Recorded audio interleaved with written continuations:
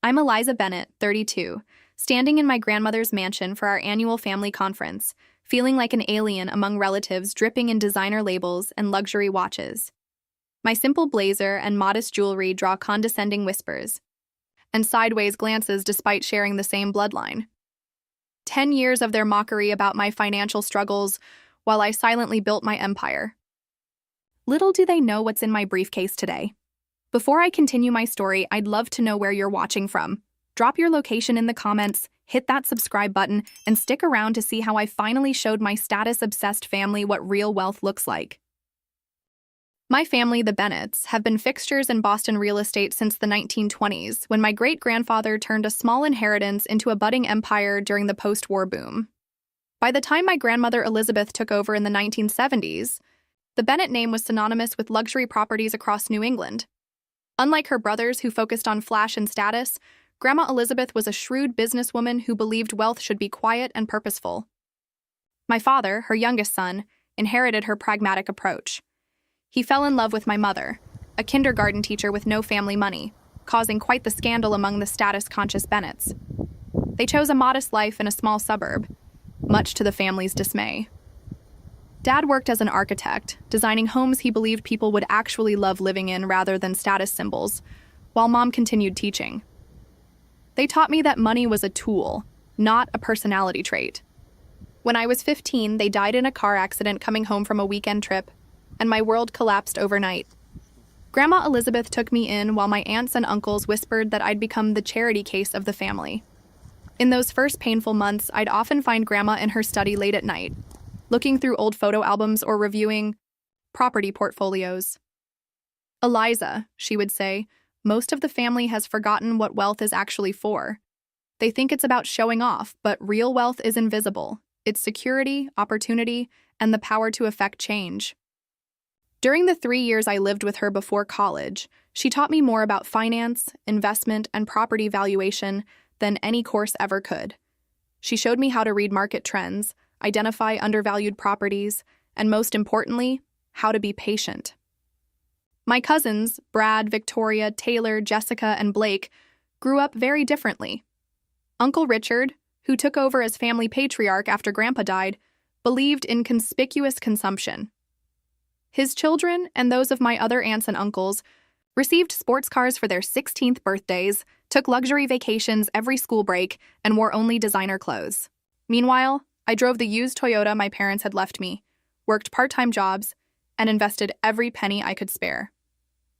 Grandma Elizabeth passed away during my senior year of college, leaving each grandchild a modest inheritance, while my cousins used theirs for down payments on luxury condos, exotic vacations, or even more ridiculous. Blake bought a small yacht he barely uses. I followed my grandmother's advice. I lived simply in a small apartment, continued working, and strategically invested my inheritance in small, overlooked properties in up-and-coming neighborhoods. The annual family conference began as Grandma Elizabeth's way of ensuring family unity and shared purpose. After her death, Uncle Richard transformed it into a display of status competition, who had the most impressive portfolio update, who had acquired the most expensive possessions, which cousin had the most impressive career trajectory. Every year, I would show up in my modest clothes, share my deliberately understated updates, and endure their thinly veiled pity. What none of them knew was that by my 28th birthday, my portfolio had grown to include 12 residential properties and 3 small commercial buildings, all purchased through anonymous LLCs with the guidance of Grandma's old lawyer, Mr. Winters. Last year, I learned that the sprawling apartment complex where Uncle Richard's daughter Victoria, my cousin Blake, and 3 other family members lived had gone on the market. The owner was retiring and looking for a quiet sale to avoid alarming tenants. Using a holding company structure Mr. Winters helped establish, I purchased the building for $28 million, nearly every cent of my available capital. I implemented subtle improvements while keeping my ownership completely anonymous, even raising rent slightly, though well below market rate. And now, as I prepared for this year's conference, I received word that Uncle Richard planned to propose selling Grandma's mansion, the heart of our family legacy and the last physical connection to her wisdom. The same mansion where I'm now, standing, watching my family flaunt their wealth, completely unaware that the poor relation they've mocked for years owns the very roof over many of their heads. I pulled up to Grandma's mansion on Friday afternoon in my 10-year-old Toyota, the same car I'd been driving since college. The circular driveway already gleamed with luxury vehicles. Brad's new Maserati parked prominently near the front steps. Aunt Catherine's Mercedes SUV, Uncle Richard's Bentley, and various other high-end cars that probably cost more than most people's houses. I parked between Blake's Range Rover and Victoria's BMW, my Toyota looking like it had accidentally wandered into the wrong neighborhood. Taking a deep breath, I smoothed down my simple navy blazer from Banana Republic and checked my minimal makeup in the rearview mirror. The mansion looked exactly as it always had. 3 stories of elegant brick Georgian architecture, with white columns flanking the entrance and perfectly manicured gardens stretching across 4 acres. Walking up the limestone steps, I felt a familiar blend of warmth and apprehension. This place had been my sanctuary after losing my parents, but now it represented the widening gulf between my life choices and those of my relatives. I'd arrived purposely early, hoping to soak in some peaceful memories before the full family circus descended. Martha, the housekeeper who had served our family for over 30 years, opened the door before I could even ring the bell. "Miss Eliza," she beamed, pulling me into a warm hug that smelled of lemon furniture polish and cinnamon. "So wonderful to see you. You look more like your grandmother every year." I smiled genuinely for the first time that day. "Thanks, Martha. You're still the best welcome committee this place has." She lowered her voice conspiratorially. "You might want to know that Mr. Richard has been here since morning, rearranging the conference schedule and meeting with the family attorney." This wasn't surprising, but confirmed my suspicions about the mansion sale. Martha helped me carry my weekend bag to my old room, the one I'd lived in during those formative years with Grandma. Unlike the other guest rooms that had been redecorated multiple times, this one remained largely unchanged. The same pale blue walls, white furniture, and window seat overlooking the rose garden that Grandma had loved so much. I ran my fingers over the bookshelf still holding my old favorites, finance textbooks mingling with novels, the notebook where Grandma had taught me to track stock movements, and the small framed photo of my parents and me at Cape Cod the summer before they died. I was unpacking when a knock came at the door. My cousin Jessica stood there, the only family member who'd ever shown me consistent kindness. "Thought I heard you arrive," she smiled, leaning against the doorframe. Unlike our other cousins, Jessica had built her own career as a pediatrician, though she still maintained the expected level of family luxury. She wore designer jeans and a cashmere sweater that probably cost more than my entire outfit, but her eyes held none of the judgment I usually faced. "I wanted to warn you before everyone shows up. Uncle Richard has big plans this weekend. He's going to propose selling the mansion." Though I'd suspected this, hearing it confirmed made my stomach sink. "But this place is our heritage. Grandma would never have wanted that." Jessica sighed, coming to sit beside me on the bed. "I know. But he's talking about unlocking the property value and modernizing family assets. He's already got most of the votes lined up." Votes. The Bennett family governance structure was another of Uncle Richard's innovations after Grandma passed.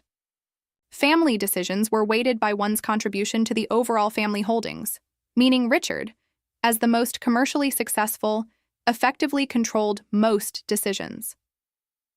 My small declared holdings gave me minimal voting power. "Is that why we're meeting for 3 days instead of the usual 2? I asked. Jessica nodded. "Property discussions Saturday, financial reviews Sunday, and the big vote Monday. He's bringing in developers to present concepts for luxury condos where the mansion would be." My heart sank. This place wasn't just a building. It was the last physical connection to Grandma's wisdom and values. The thought of it being demolished for yet more high-end real estate felt almost sacrilegious. "I'm going to fight this," I said quietly. Jessica squeezed my hand. "I know, and I'll back you. But be prepared for resistance." She glanced at her watch. "Everyone's gathering for dinner in 20 minutes. Victoria's already asked twice if the poor cousin has arrived yet." I forced a smile. Wouldn't want to disappoint her. After Jessica left, I took a moment to center myself. I'd come to this conference with a plan, but now the stakes felt even higher. Dinner that evening was exactly as expected. Crystal glasses, fine china, and conversation designed to highlight everyone's latest achievements. Uncle Richard held court at the head of the table where Grandma used to sit, talking about his latest development project. Completely sold out before construction even finished, he boasted, swirling his 30-year-old scotch. We had to turn away buyers. Aunt Catherine chimed in about her charity gala that had raised more than last year's by $100,000, while pointedly noting that she hadn't seen Eliza's name on any philanthropic donor lists lately. My cousin Brad, now an executive at Uncle Richard's company solely due to nepotism, kept directing the conversation toward his new Maserati. The waiting list was 9 months, but they expedited for our family name, he smirked, glancing at me. What are you driving these days, Eliza? Still that Toyota? I took a sip of water. Still serving me perfectly well. Uncle Richard's wife Patricia made a sympathetic clicking sound.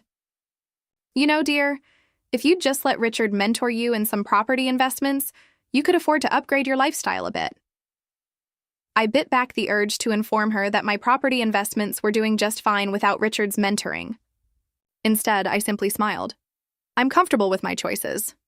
The subtle digs continued throughout dinner, references to exclusive clubs I didn't belong to, comparisons of vacation homes I didn't own, discussions of private school options for cousins' children that I couldn't afford if I had kids. Despite it all, I maintained my hope that once they understood the full picture, there might be a path to genuine family connection. After dinner, I walked the grounds alone, visiting Grandma's rose garden now illuminated by soft landscape lighting. Standing there among her carefully cultivated flowers, I resolved again to preserve her legacy, both the physical mansion and the values she'd instilled in me. Whatever happened this weekend, I would find a way to honor her memory, even if it meant finally revealing what I'd been building all these years in the shadows. Saturday morning arrived with golden autumn sunshine streaming through the curtains of my childhood bedroom. I dressed carefully in black slacks and a simple blue blouse, professional but not showy. The main family conference would begin at 9 in the grand drawing room, where generations of Bennetts had made decisions that shaped our family fortune. Entering the room, I immediately felt the shift in atmosphere. The usual family portraits had been removed from the walls, replaced with architectural renderings of modern condominiums. Uncle Richard stood at the front beside a digital projector, while my cousins and their spouses filled the antique chairs arranged in a semicircle. Several faces I didn't recognize sat in the back row, presumably the developers Jessica had mentioned. "Ah, Eliza, good of you to join us," Uncle Richard announced as I slipped into a seat beside Jessica. We were just about to begin our discussion on family image and standards. I nodded politely, noticing how several cousins exchanged glances when I sat down. Richard launched into his presentation, clicking through slides that showed the Bennett Family Holdings logo, emblazoned on increasingly luxurious buildings. "Image is currency in our world," he proclaimed, pacing in his Italian leather shoes. That probably cost more than my monthly rent. The Bennett name opens doors, but only if we maintain certain standards in how we present ourselves to the world. His gaze lingered meaningfully on me for a moment before continuing. After discussing several development projects already in progress, he advanced to a slide labeled Family Residence Reassessment. My heart sank as a beautifully photographed image of Grandma's mansion appeared on screen. As you all know, this property has been in our family for 4 generations. While it holds sentimental value, it's sitting on 5 acres of prime real estate currently valued at approximately $45 million. Aunt Victoria, elegant in her designer suit with perfectly highlighted hair, raised her manicured hand. "Richard, before you continue, I think we should acknowledge that some family members might be emotionally attached to the old house." She turned to me with a smile that didn't reach her eyes. "Eliza, dear, I know you lived here for a time and we all respect that, but surely you understand that sentimentality can't stand in the way of sound financial decisions?" Before I could respond, my cousin Blake jumped in. "Speaking of sound, financial decisions, has anyone seen my new SL Roadster outside? Just picked it up yesterday. Limited edition, only 20 in North America." The not-so-subtle topic change was clearly designed to emphasize the gap between my financial status and theirs. Very nice, Richard nodded approvingly. That's exactly the kind of statement piece that reinforces our family's position in the community. He then continued with his presentation, outlining a plan to sell the mansion, divide the proceeds among family shareholders, weighted by current holdings naturally, and develop luxury condominiums on the property. The developers in the back row began distributing glossy brochures showing renderings of glass and steel structures, bearing no resemblance to the warm brick home that had sheltered generations of our family. The projected return on investment is substantial, Richard concluded triumphantly. Any questions before we move to preliminary voting? I raised my hand, and Richard acknowledged me with barely concealed impatience. I think we should consider Grandma Elizabeth's wishes, I said, my voice steady despite my racing heart. She specifically wanted this house preserved as our family gathering place and historical anchor. She told me many times that not everything should be measured by its potential return on investment. Uncle Richard's smile tightened. While Elizabeth had many admirable qualities, the market has changed considerably since her time. What made sense then doesn't necessarily make sense now. Aunt Catherine tittered. Besides, Eliza, with your limited experience in high value real estate, perhaps this isn't an area where your input carries much weight, I persisted. I've analyzed the property values and neighborhood trends. This location's historic value actually increases its worth as a preserved property, rather than being demolished for yet another luxury development that might sit half-empty like the Westbrook project did last year. The room fell silent for a moment before Brad gave a short, dismissive laugh. Analysis? What would you know about real estate? You can't even afford a house of your own. You're still renting that little apartment downtown, aren't you? Several cousins snickered, and I felt heat rise to my cheeks. My housing choices are deliberate, not limitations, I replied, but Brad talked over me. Sure they are. Just like my choice to drive a $150,000 car instead of a 10-year-old Toyota is deliberate. Some of us can afford our choices, cousin. Others just pretend their limitations are choices. Richard cleared his throat, not to defend me but to move the discussion along. Let's take a preliminary vote on the concept of selling and redeveloping. We can address specific proposals after lunch. The vote was exactly as Jessica had predicted, overwhelmingly in favor of selling, with only Jessica and me opposed. As we broke for lunch, I felt a crushing weight of disappointment. It wasn't just about losing the house, it was the realization that my family truly saw me as nothing more than the poor relation, someone whose opinion had no value because her bank account didn't impress them. Jessica found me in the garden during lunch, sitting on the stone bench where Grandma used to tell me stories about our family's history. I'm sorry, she said, sitting beside me. They can be such snobs. I nodded, fighting back tears. It's not even about the money. They've never bothered to ask what I actually do with my life or why I make the choices I make. They just assume I'm struggling and failing to keep up. Jessica squeezed my hand. For what it's worth, I've always admired how you've charted your own path. There's something admirable about not needing to show off all the time. I smiled gratefully, but the morning's confrontation had left a deeper wound than I'd expected. All these years, I told myself that my family's opinion didn't matter, that I was building something meaningful regardless of their approval. But their casual cruelty and dismissal still hurt in ways I hadn't anticipated. As we walked back toward the house, Jessica lowered her voice. Just so you know, tomorrow's session will be worse. Everyone has to present their personal financial highlights for the year. Richard always structures it to emphasize who's contributing most to the family prestige. I nodded, already dreading it. Thanks for the warning. That evening at dinner, the conversation revolved around which luxury amenities should be included in the new condominium development that would replace our family home. As I listened to them debate between infinity pools or private rooftop gardens, between marble or imported limestone finishes, I realized how fundamentally different our values had become. While I sat silently contemplating the growing divide between my family and me, I couldn't help but wonder if there would ever be a bridge across it, or if I even wanted there to be one anymore. Sunday morning's session focused on inheritance matters and property holdings, the meat of our annual family conference. The drawing room had been rearranged overnight with a long mahogany table replacing yesterday's casual seating arrangement. Uncle Richard took his position at the head, with leather portfolios placed at each setting. Mine, I couldn't help noticing, was thinner than everyone else's. "Today we'll review our individual and collective holdings," Richard announced after everyone was seated. "As you know, our family voting structure is weighted by contribution to overall assets. I've taken the liberty of preparing an updated assessment." He nodded to his assistant, who distributed spreadsheets showing each family member's declared assets and their corresponding voting power. As expected, Richard himself controlled 38% of the votes, with his children and siblings holding most of the remainder. My own voting share was listed at a mere 2%, reflecting only the small inheritance from Grandma that I'd publicly acknowledged, plus my modest salary as a financial consultant, my deliberately vague job title.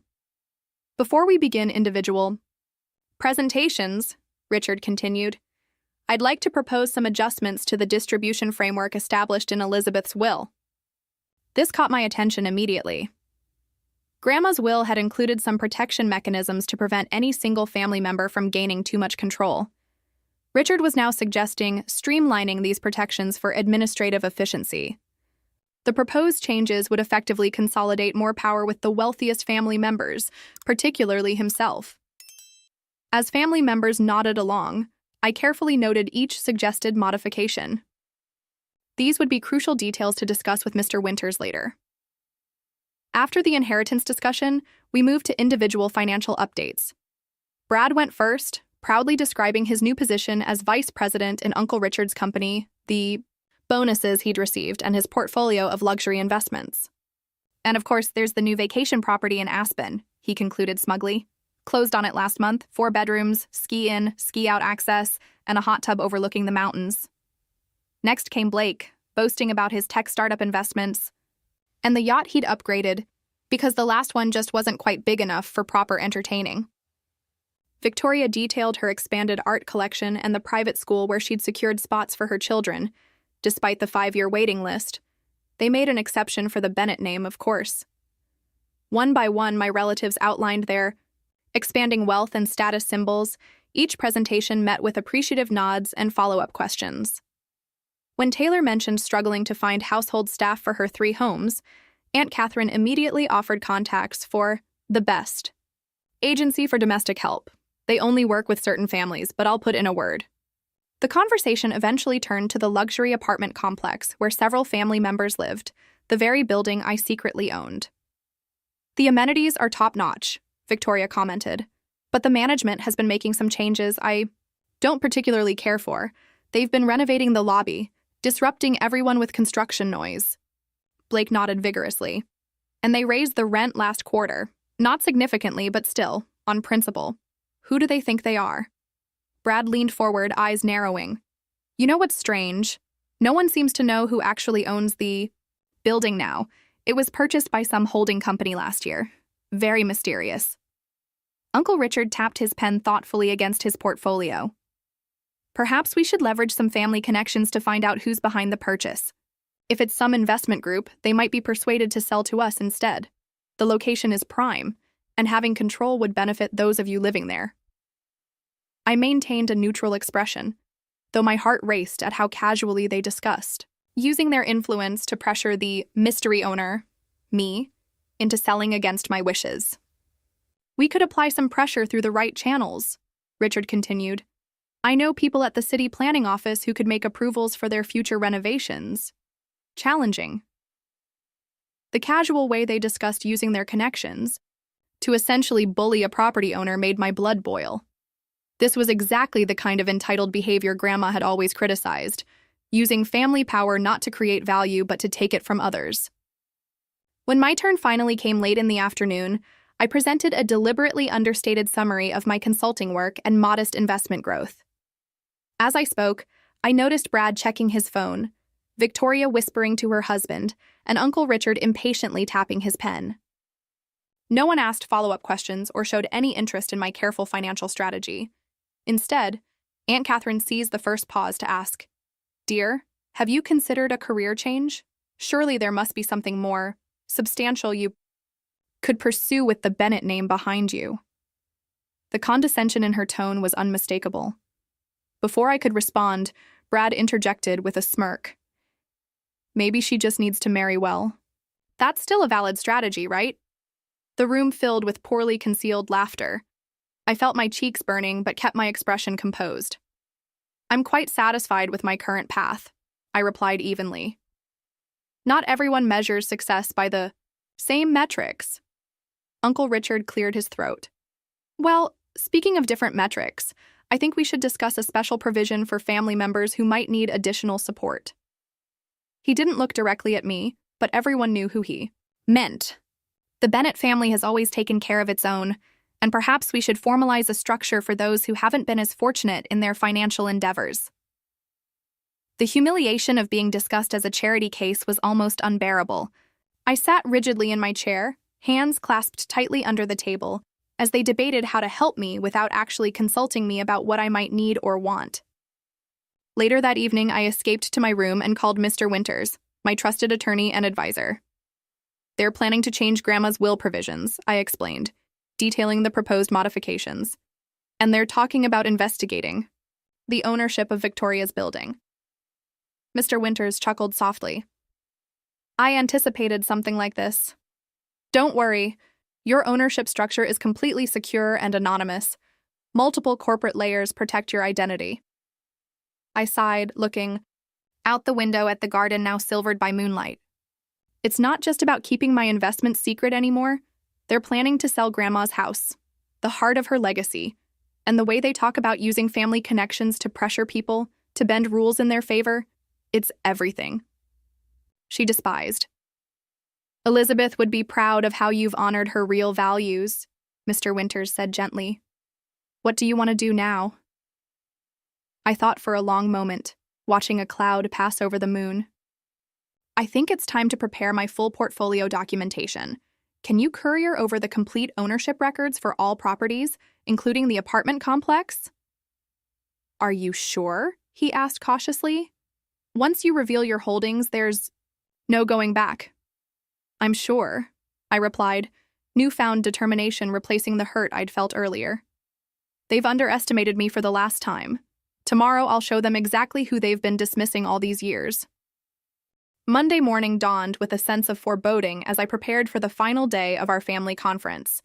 Today, each family member would present their detailed financial statements and investment strategies, the portion of our annual gathering that had always been designed to highlight the gap between my relatives' extravagant wealth and my supposedly modest means. I dressed more carefully than usual, choosing a simple but elegant black dress I'd purchased on sale at Nordstrom last year, paired with my mother's pearl earrings, the only jewelry I ever wore to these events. The family had gathered in the library by the time I arrived, the antique table now covered with laptops, tablets, and expensive leather portfolios embossed with the Bennett family crest. Uncle Richard began by reiterating the importance of maintaining family standards and introduced a new element to our usual proceedings, a comparison chart showing each family member's net worth growth over the past 5 years. The bar graph he displayed on the projector screen showed his own towering achievement in navy blue, followed by substantial columns for his children and siblings. My own contribution appeared as a barely visible sliver at the far end of the chart. As you can see, he said with a thin smile in my direction, some of us have embraced the Bennett legacy of financial acumen more successfully than others. Several family members chuckled, and I noticed Brad nudging Victoria as they both glanced at me with poorly disguised amusement. The individual presentations began with Uncle Richard himself, who detailed his expanding commercial real estate empire, recent acquisitions in emerging markets, and plans for developing a luxury hotel chain. My cousins followed with equally impressive displays: Brad's executive compensation package, Victoria's husband's hedge fund successes, Blake's tech investments that had apparently doubled in value. Each presentation received thoughtful questions, appreciative murmurs, and suggestions for further growth opportunities. When my turn came, the energy in the room visibly deflated. Several relatives reached for their phones, while others began quiet side conversations. I began my prepared summary of modest consulting projects and small investments, keeping to the script I'd maintained for years. Uncle Richard checked his watch repeatedly, making it clear he considered this a formality not worth his full attention. Halfway through my presentation, Aunt Catherine interrupted with a heavy sigh. Eliza, dear, I don't mean to be unkind, but it's painful watching you live so far below your potential year after year. The Bennett name should count for something, yet you seem determined to, well, struggle.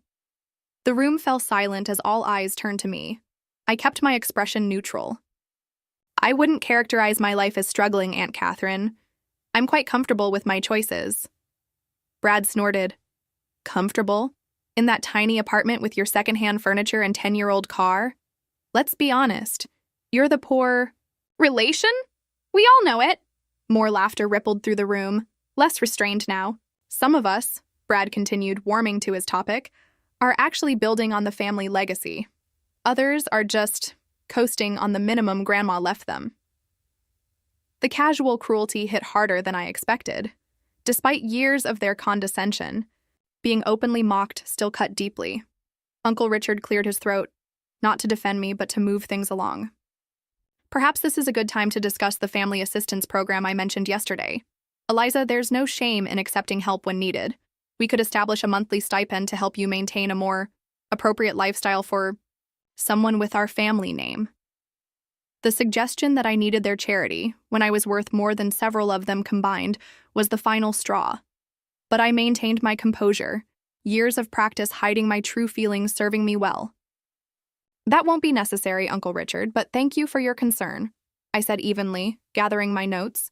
If my presentation is concluded, I'll step out for some air before lunch. As soon as the library door closed behind me, I rushed upstairs to my room, hands trembling with a mixture of rage and hurt. Alone, I finally allowed the tears to fall, not from financial insecurity, but from the painful recognition that my family had never truly seen me. They'd created a narrative about who I was without ever bothering to look beyond their assumptions. I moved to the window seat where Grandma and I used to sit together, looking out over the garden she'd loved so much. What would you do now? I whispered, as if she might somehow answer. In the quiet of the room, surrounded by memories of the one family member who had truly valued me, I felt a shift inside, a hardening resolve replacing the raw hurt. This mansion, this legacy, was as much mine as theirs, and I had honored it in ways they couldn't begin to comprehend. A knock at the door interrupted my thoughts. Martha, the housekeeper, entered with a concerned expression. Miss Eliza, I brought you some tea. I noticed you left the meeting rather quickly. Her kind gesture brought fresh tears to my eyes. Martha had been with the family for decades, and unlike my relatives, she had always treated me with genuine warmth. They still see me as that orphaned teenager who needed charity, I said, accepting the teacup with a grateful smile. No matter what I do, I'll always be the poor relation to them. Martha sat beside me, her weathered hands smoothing her apron, a gesture I remembered from childhood when she was gathering her thoughts. Your grandmother used to say that wealth makes some people's vision very poor, she said quietly. They can only see what shines brightest right in front of them, not what holds true value.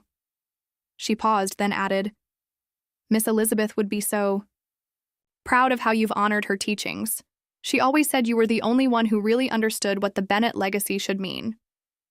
Hearing this validation from someone who had known my grandmother intimately provided unexpected comfort. Thank you, Martha. That means more than you know. She patted my hand before standing. The package you were expecting arrived while you were in the meeting.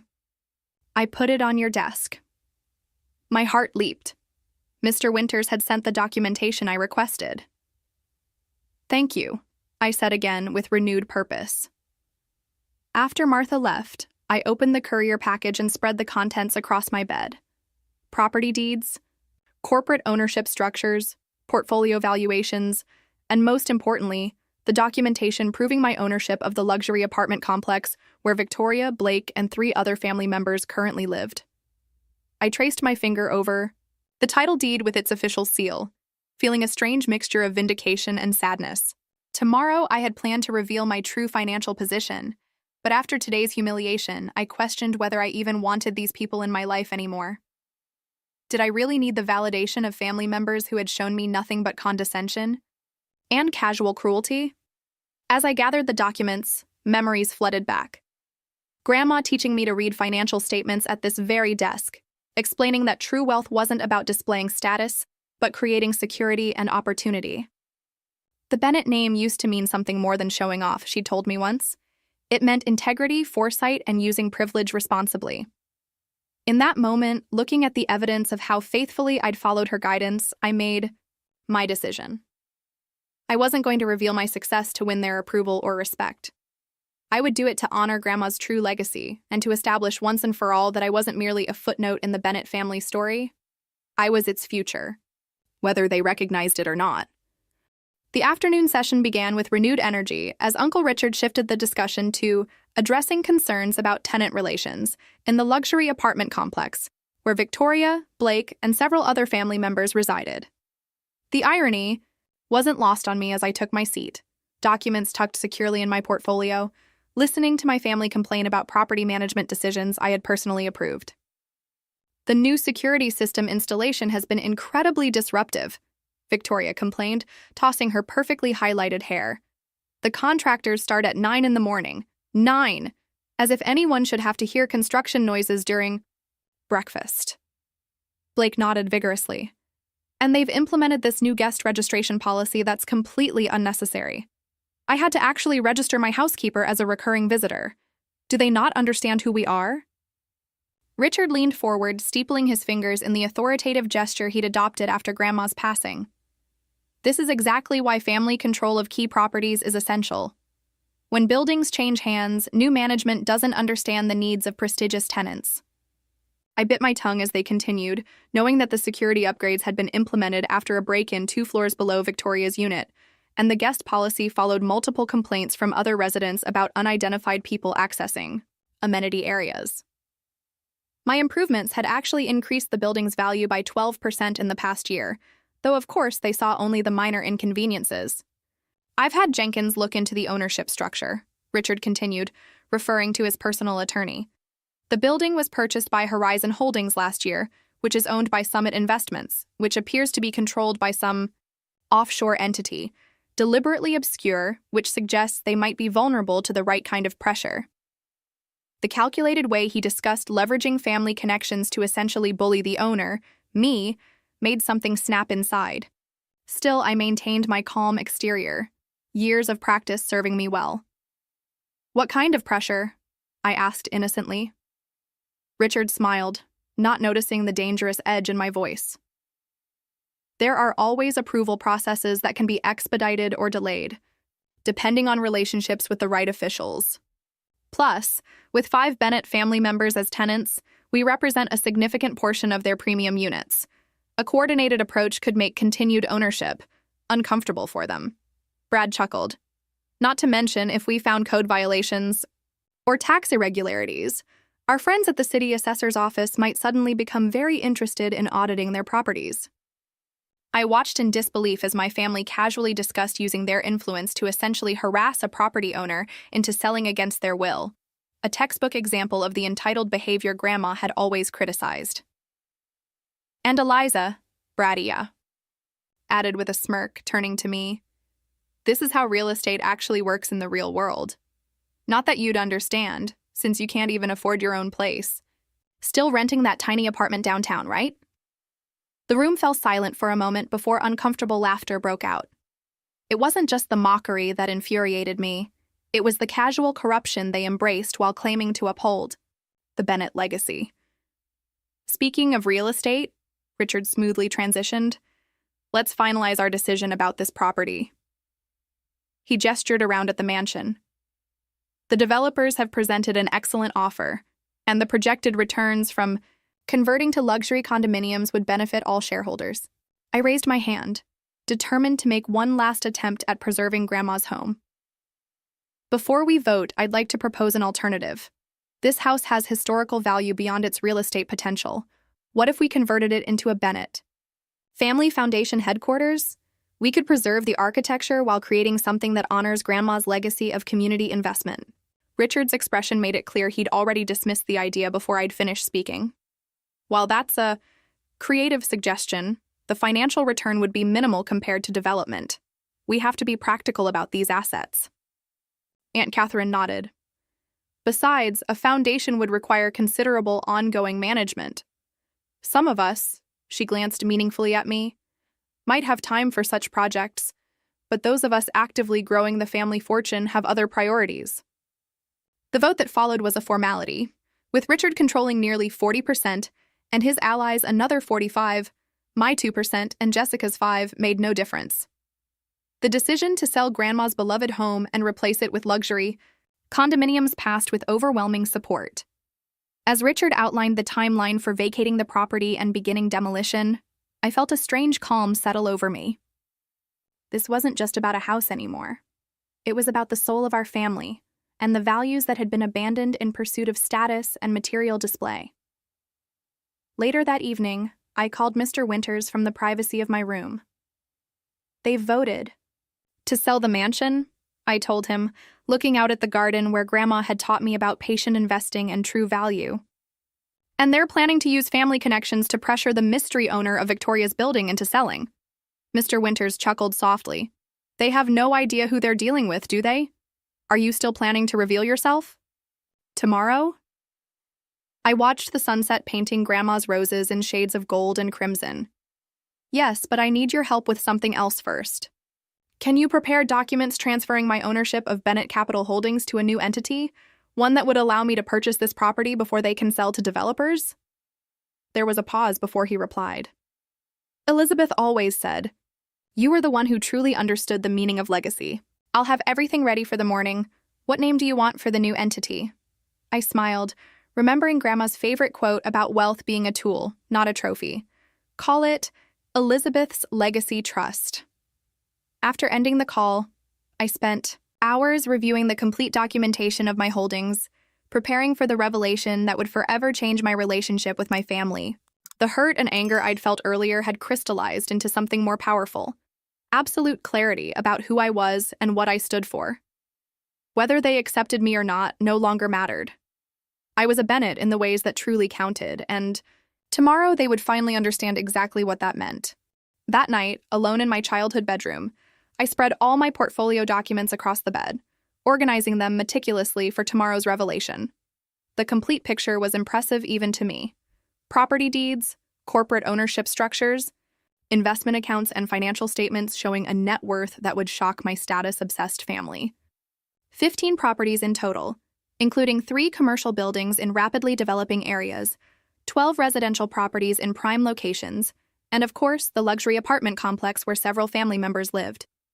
My total assets exceeded $73 million, more than Brad, Blake, and Victoria combined. I organized everything into a leather portfolio I'd purchased specifically for this moment, one that matched the expensive ones my cousins carried to family meetings. The irony wasn't lost on me that this was the first time I'd ever spent money on appearance rather than substance, but tomorrow was about making a statement they couldn't ignore. As I worked, memories flooded back of Grandma sitting with me in this very room, teaching me her philosophy of patient wealth building. The problem with showing off your money, Eliza, she'd said, is that you're always spending instead of growing. True wealth isn't about displaying status, it's about creating security and opportunity. I remembered how she'd taught me to analyze neighborhood development patterns, to identify properties with long-term appreciation potential rather than immediate prestige value. While my cousins were buying luxury condos in already established neighborhoods, I'd followed Grandma's advice to look for overlooked areas on the cusp of revitalization. My first purchase had been a small duplex in a neighborhood that other investors had dismissed as transitional. I'd lived in one unit and rented out the other, using the income to offset my mortgage while property values steadily climbed. 2 years later, I sold it for nearly double my investment and rolled the profits into 2 more properties, continuing the pattern of living simply while my portfolio expanded. The apartment complex had been my biggest gamble, investing nearly every liquid asset I had into a single property. But the location was unbeatable, and my analysis showed strong appreciation potential with relatively minor upgrades. Using the LLC structures Mr. Winters had helped establish, I'd maintained complete anonymity as the owner, implementing improvements that increased both value and tenant satisfaction, despite what my complaining cousins might believe. I pulled out the original handwritten investment journal Grandma had given me when I turned 18. The first entry, in my teenage handwriting, detailed the $500 I'd invested in a mutual fund she'd recommended. Page after page chronicled my journey, first small stock purchases, then increasingly sophisticated investment decisions, all following her principles of patience, research, and value over flash. I traced my finger over her annotations in the margins. Excellent analysis, Eliza, and consider the 10-year potential, not the 2-year return. These notes had guided me when she was no longer here to advise me directly. My phone chimed, with a message from Mr. Winters. All documents prepared as requested. Elizabeth's Legacy Trust established. Ready to proceed at your signal tomorrow.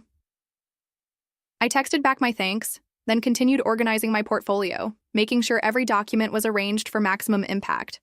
This wasn't just about revealing my financial success. It was about honoring Grandma's true legacy of thoughtful stewardship and quiet strength. Around midnight, a soft knock at my door surprised me. Jessica stood in the hallway, concern evident in her expression. Just checking if you're okay. You were quiet at dinner. I hesitated before stepping aside to let her in, quickly gathering the documents spread across my bed. Her eyes widened as she glimpsed the property deeds and financial statements. Eliza, what is all this? I trusted Jessica more than anyone else in the family, but I'd kept my secret for too long to reveal it casually now. Just preparing for tomorrow, I said vaguely. She picked up a folder I'd missed, the one containing documentation of my ownership of the luxury apartment complex where she, along with Victoria and Blake, lived. Her jaw dropped as she read the title deed. You? You're the mysterious owner they've been complaining about?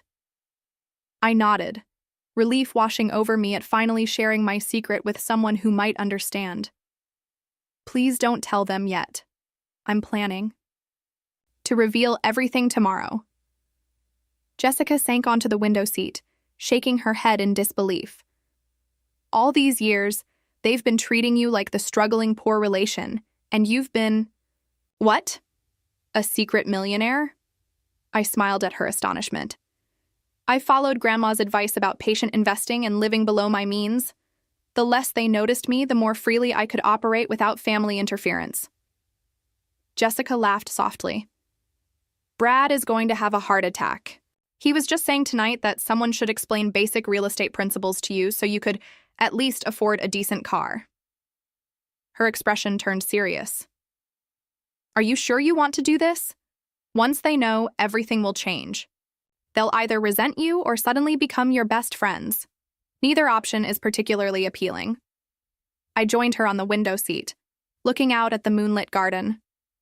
I don't need their approval anymore, but I do need to honor Grandma's legacy, the real legacy, not the distorted version Uncle Richard has created. I explained my plan to purchase the mansion through Elizabeth's Legacy Trust before Richard could sell it to developers. Jessica squeezed my hand. She would be so proud of you. I'll be right beside you tomorrow. After she left, I laid out what I would wear for the final confrontation. A simple but perfectly tailored charcoal suit I'd purchased from a boutique in New York last year, but had saved for a special occasion. Nothing flashy or designer labeled, but quietly elegant in a way that reflected my actual values, rather than the family's obsession with obvious status symbols. I also selected my grandmother's simple pearl necklace, the one piece of family jewelry I'd inherited and the perfect symbol of her belief in understated elegance. As I finally prepared for bed, I felt strangely calm. Tomorrow would change everything, but I was ready. The frightened, insecure orphan who had once accepted their condescension was gone. In her place stood a woman who had built something substantial.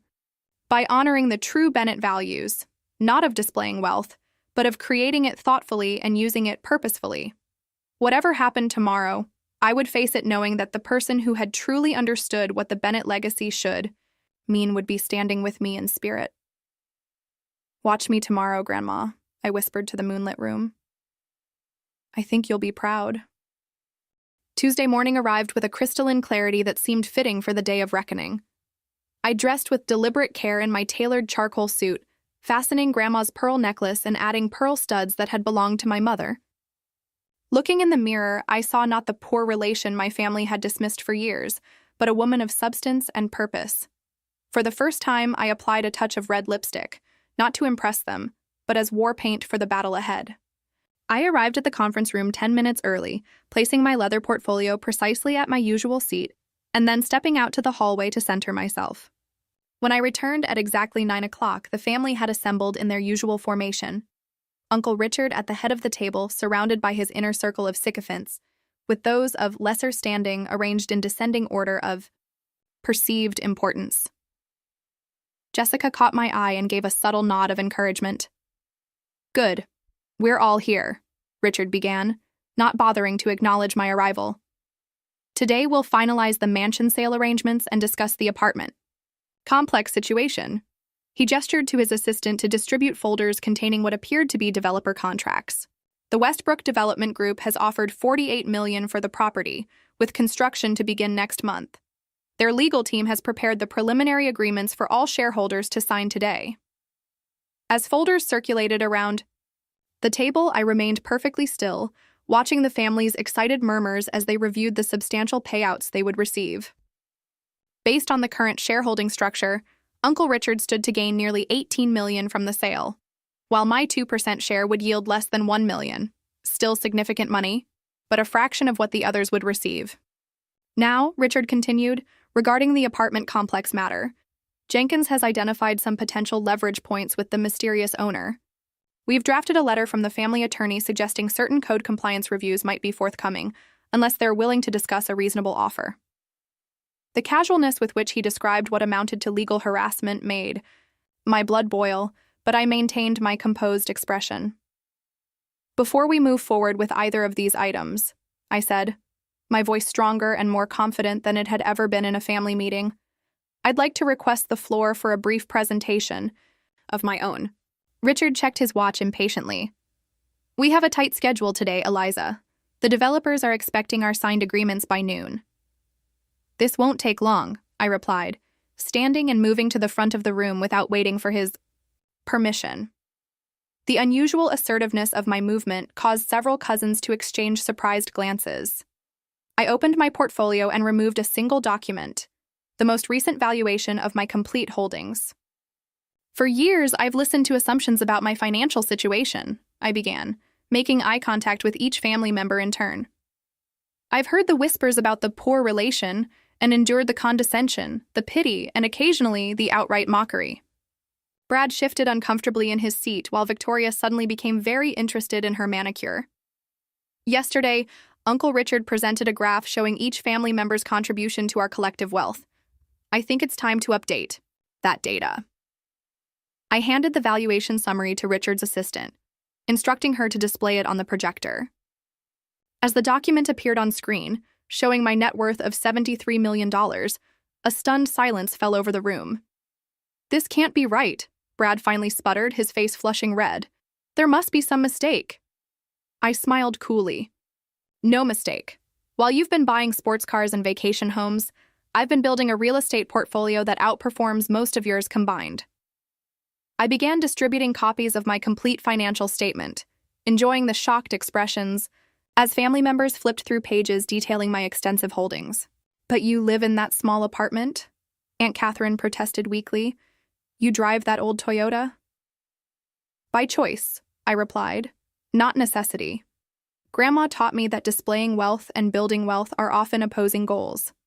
I chose to focus on the latter." Uncle Richard had turned an interesting shade of gray as he scrutinized my financial documents. "How did you manage this, without family connections, without our network?" The genuine bewilderment in his voice almost made me laugh. "I used the principles Grandma taught me about patient investing and identifying undervalued properties with growth potential. The same principles this family seems to have abandoned in favor of flashy developments and status-driven acquisitions." I removed another document from my portfolio, this one showing my ownership of the luxury apartment complex. "And regarding the mysterious owner you were planning to pressure and harass," I continued, walking around to place the document directly in front of Victoria, "I believe you're all my tenants." The room erupted in chaos. Blake knocked over his water glass. Brad began sputtering incoherent denials, and Victoria stared at the document as if it might bite her. Uncle Richard attempted to regain control, his voice sharper than I'd ever heard it. This is impossible. You couldn't possibly have acquired that building. The purchase price was well over $20 million. I smiled, enjoying his discomfort. $28 million, actually. All legally and ethically acquired through careful investment growth over 10 years. I turned to address my cousins directly. So, when you complained about construction noise during breakfast, Victoria, you were complaining about security upgrades I ordered after the break-in on the 12th floor. And Blake, that unnecessary guest registration policy came after 3 separate incidents of unauthorized people accessing the gym and pool areas. Their expressions of shock would have been comical under different circumstances. Uncle Richard was rapidly flipping through my financial statements, his brow furrowed. Even if this is all true, it doesn't change the family voting structure regarding the mansion sale. The agreements have been prepared based on the established shareholding percentages. This was the moment I'd been preparing for. I placed one final document on the table, the incorporation papers for Elizabeth's Legacy Trust. Actually, there's been a recent change in ownership structure. As of 9 o'clock this morning, I've transferred all my holdings to Elizabeth's Legacy Trust, which has simultaneously purchased Jenkins Development Company. I paused, letting the implications sink in. Jenkins Development Company, as you might recall, owns 30% of Bennett family holdings, acquired slowly over the years through various proxy purchases. The color drained completely from Richard's face as he finally understood the magnitude of what had happened. That's not possible, he whispered. We would have known. Would you? I asked quietly. You were all so convinced of my financial insignificance that no one bothered to notice what I was actually doing all these years. I turned to the entire family, speaking with a calm authority that silenced even Brad's sputtering. With my newly consolidated voting shares, I now control 35% of Bennett family holdings. Not quite a majority, but enough to block any major decision, including the sale of this mansion. The silence that followed was absolute. Even the usually unflappable Richard seemed at a loss for words. Finally, Jessica broke the tension with a slow, appreciative clap. Well played, cousin. Grandma would be proud. Brad, never one to accept defeat gracefully, pushed back from the table. This is some kind of trick. You can't just swoop in and take control after contributing nothing to the family business for years. I fixed him with a steady gaze. I haven't taken control, Brad. I've prevented the dismantling of Grandma's legacy by people who've forgotten what that legacy truly means. I gathered my documents and returned to my seat, letting them process the seismic shift that had just occurred. The mansion sale is off the table, I stated flatly. As for the apartment complex, rest assured I have no plans to evict family members, though I will be reviewing the significant rent discounts some of you have been receiving compared to other tenants. Victoria's face flushed with anger or embarrassment, possibly both. Uncle Richard, ever the strategist, was already recalibrating. His expression shifted from shock to a calculating assessment of how to adapt to this new reality. Perhaps we should discuss a more collaborative approach to family holdings going forward, he suggested, his tone notably more respectful than it had been just minutes ago. I think that's wise, I agreed. Starting with a review of Grandma's original vision for the family legacy. 1. Based on stewardship rather than status, on growing wealth thoughtfully rather than displaying it ostentatiously. As I looked around at their stunned faces, I felt not triumph, but a quiet satisfaction that finally, after all these years, they were seeing me, truly seeing me for the first time. In the days following my revelation, the Bennett family dynamics underwent a seismic shift that no one could have predicted. The immediate aftermath in that conference room was a blend of chaos and desperate recalibration. Uncle Richard attempting to salvage his authority, Brad alternating between disbelief and clumsy attempts to reframe our relationship, Victoria suddenly discovering a deep respect for my business acumen that had apparently been invisible to her for decades. The transformation was both fascinating and transparent. Richard was the first to adjust, inviting me to a private lunch, the very next day at his exclusive club where he'd never once suggested I join him before. I've clearly underestimated you, he admitted, studying me with new eyes across the white tablecloth. Perhaps we've all been blinded by traditional expectations of success. I sipped my water, neither accepting nor rejecting his olive branch. Grandma would say we've confused the substance of wealth with its symbols. He nodded thoughtfully. Elizabeth always did have a different perspective than most of the family. I see now she passed that to you. His attempt at reconciliation was predictable but came with strings attached, proposals for joining forces, and leveraging our combined influence that revealed he still hadn't grasped the fundamental difference in our values. I listened politely but made no commitments, explaining that any future collaboration would need to align with the principles of responsible stewardship that Grandma had championed. Aunt Catherine attempted a different approach, inviting me to her country club for tea and suddenly expressing interest in my philanthropic vision, after years of dismissing my charitable contributions as insignificant. The strain of pretending she hadn't spent years condescending to me showed in the tight corners of her smile. Family is so important, don't you think? Despite our little differences through the years? She suggested, patting my hand in a maternal gesture that would have been touching if it weren't so calculating. Brad took longer to approach me, his pride clearly wounded by the revelation that his supposedly struggling cousin was substantially wealthier than him. When he finally called, it was with a business proposal, a development project he claimed needed my unique perspective. Though it was transparent, he was primarily interested in access to my capital. I declined politely but firmly, suggesting he revisit some of Grandma's investment principles if he wanted to discuss future collaborations. Not everyone's reaction was self-serving. Jessica, who had stood by me during the revelation, remained a steadfast ally in the family reconfiguration that followed. It's like watching a nature documentary, she joked over coffee a week after the confrontation. Observe as the Bennett family members adapt to the new apex predator in their natural habitat.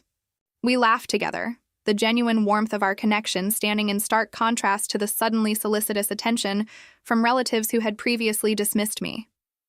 I made conscious decisions about which relationships to nurture and which to maintain at a polite distance. Those who showed genuine remorse for their previous treatment earned second chances. Those who merely adjusted their behavior without real introspection received professional courtesy, but little more. The future of Grandma's mansion became my first major project. Rather than selling to developers as Richard had planned, I established it as the headquarters for the newly formed Elizabeth Bennett Foundation, dedicated to affordable housing initiatives and financial education for underserved communities. The irony wasn't lost on me that the very family members who had mocked my supposed financial limitations would now attend foundation events in a building preserved by the wealth they hadn't known I possessed. I maintained my modest apartment and reliable Toyota, not out of necessity but continued choice. The freedom of living unburdened by others' expectations had become too valuable to abandon, even now that my financial reality was known. My cousins still occasionally expressed bewilderment at my preference for substance over display, but they no longer dared to mistake it for inability. The most meaningful consequence of my revelation came 6 months later, when Martha, our family's longtime housekeeper, approached me at a foundation event hosted at the mansion. "Your grandmother visits me sometimes in my dreams," she confided, her weathered hand resting on mine. Last night, she was positively glowing with pride. She said, "Martha, she understood all along what the others forgot, that wealth is meant to provide security for doing good, not for showing off." Tears pricked my eyes as Martha continued. "Miss Elizabeth always said you were the one who truly inherited the Bennett spirit, not the name or the money, but the heart of it." That validation meant more than all the newfound respect from family members who had dismissed me for years. My healing journey wasn't instantaneous. The hurt of decades of condescension and exclusion couldn't be erased by a single moment of triumph.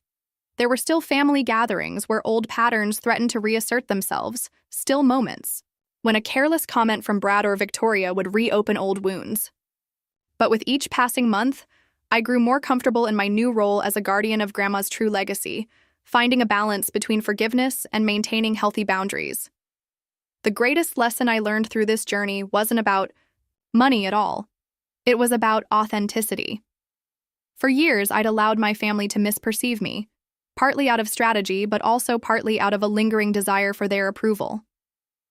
The freedom that came with finally being fully seen, whether they liked what they saw or not, was more valuable than any property in my portfolio. I discovered that success without integrity becomes hollow, that wealth without purpose becomes a burden, and that family connections without genuine respect aren't worth maintaining. Today, as I sit in Grandma's rose garden, now preserved in perpetuity through the foundation, I feel a sense of peace that transcends the vindication of that dramatic revelation day.